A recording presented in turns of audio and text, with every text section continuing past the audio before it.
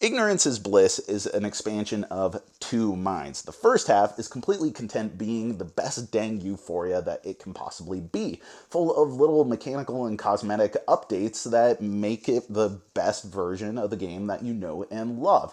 But the other half, it has grown tired of its contentment and it wants to completely reimagine the world of Euphoria by introducing solo gaming. So let's take a look.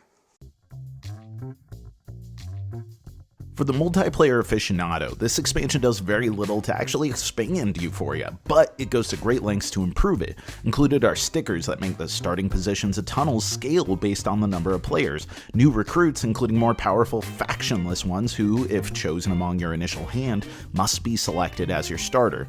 These have a more powerful ability than their faction counterparts, but don't derive bonuses from the faction triggers, which makes for some cool new approaches to the game.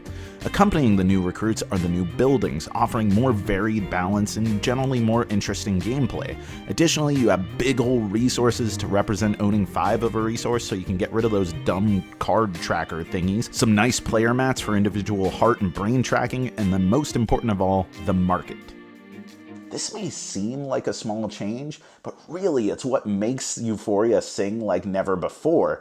Really, the artifact market is just a river where it's refilling with artifact cards, and anytime you get an artifact, you get to make your choice among those on the display, paying extra resources if you go higher up on the market. And when you do, it just slides down, refills, and bam, you're done. This is so much better.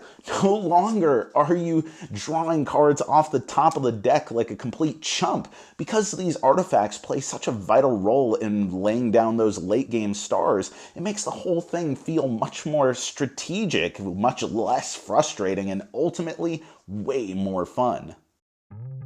Of note, these new recruits and buildings are balanced such that they cannot be mixed with the old ones. These are replacements, but it really feels like Stonemaier has learned some significant lessons from the time that Euphoria came out, and they just generally make the game more dynamic, interesting, and fair. This seems to be the general approach with the expansion too, scaling where tunnelers start, having greater control over the markets, and a couple added rules like the ability to pay to place 2 workers of the same intelligence level at the same time, and giving a little bonus to players whose starting faction is in the minority. These are all little flourishes that make everything flow better and feel much more modern, which is a good thing because the core mechanics like worker bumping and intelligence level feel just as innovative today.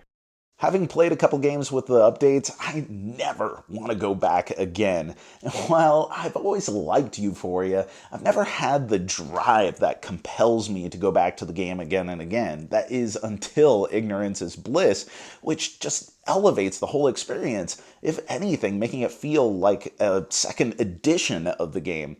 But we still haven't talked about the Automa, which is a different sort of dystopia altogether. The Automa allows for 2 new ways to play. First and most obvious is that it introduces solo play, and second, it allows a 2-player game to operate as though it were a 4-player game.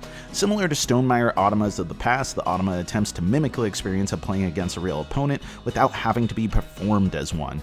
Driven by a deck of cards that flip after players take turns, 2 Automas, black and white, operate in sequence. A new card is flipped and matched with the previous card, and their connection shows the action type and location of each Automa.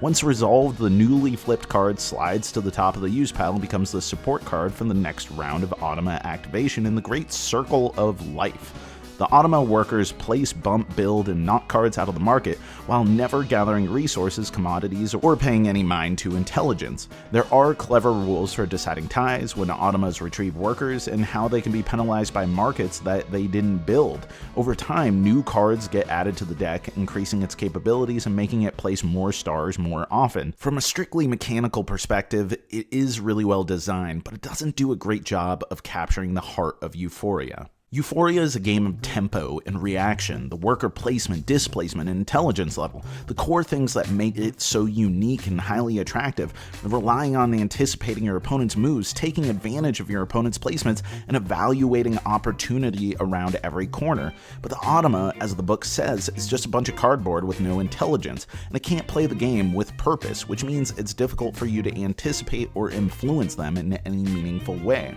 Don't get me wrong, I think it's really well thought thought out, I just don't think Euphoria is particularly well suited to solo play. And even taking out the strategic element, the multitude of possible placements requires a lot of if-then processing, such that it's not a particularly easy Automa to manage either. You have charts to go down for when to build markets, when to do buildings, what causes retrieval, when you sometimes place your highest number, and other times to place your lowest.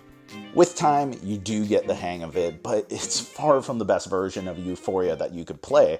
And as far as two-player, I'd rather just play the normal, albeit sparsely populated two-player game than deal with the extra management. And if I'm just playing solo, I'd rather reach for a game that has a much more natural fit, like the excellent Automa in Wingspan or Scythe.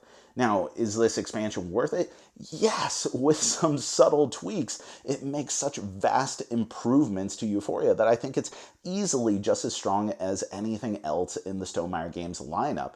It's very generous with what you get, it revitalizes the game so it feels completely fresh, and even though I don't love the solo mode, I appreciate Stonemeier's commitment to solo gaming, and I think some people are going to really love the option and get some use out of it. I'm just saying, you probably don't want to go out of your way to pick up Euphoria and this expansion just for the solo gaming. So that's going to do it for our review today. Thank you so much for watching. If you have questions about anything that we covered, the game, this video, whatever, let us know in the comments below.